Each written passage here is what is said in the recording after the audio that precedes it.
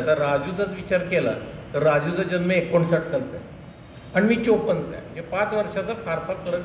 असंच एवढ्याच अंतरावर आपण सगळेजण असू, परंतु तेवढ्यात मास्तर होण्याची संधी मला मिळाली आणि तुम्हाला शिकवायला मला मिळाली. बऱ्याच वेळेला आश्चर्याचे धक्के बसतात.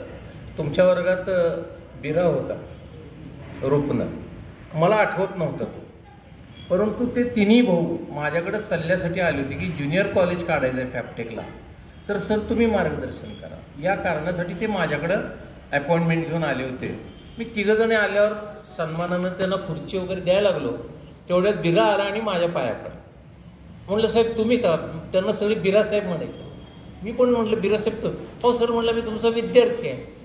म्हणलं माझा विद्यार्थी हो. म्हटलं पहिली बॅच राजू ठोंबरे गंगणे यांच्याच वर्गात मी होतो. म्हटलं सांगण्याचं तात्पर्य असं की मी नेहमी म्हणतो ना की सर्वात समाधान देणारा जॉब कुठला असेल तर शिक्षकी पेशा. सर आहे तिथं बसलेले, त्यांना पण हे जाणवेल.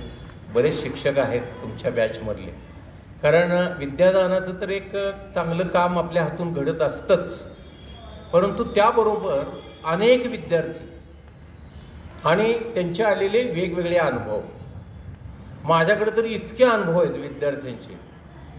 एक गमतीचा भाग म्हणून तुम्हाला सांगतो, मी आणि माझी बायको लग्नाला गेलो होतो पंढरपूरला एका लग्नात, आणि त्या बोळात गाडी जाणार नव्हती म्हणून मी गाडी पार्क केली.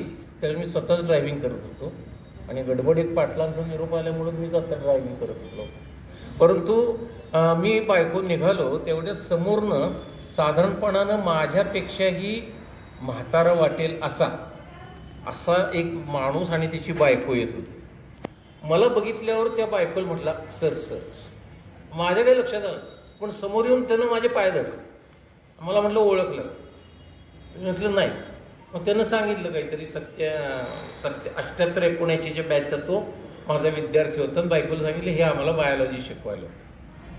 झाल्यावर थोडं पुढे गेलो. बायको म्हटली अहो म्हटली सर तुम्ही वाटत होता का ते होतं?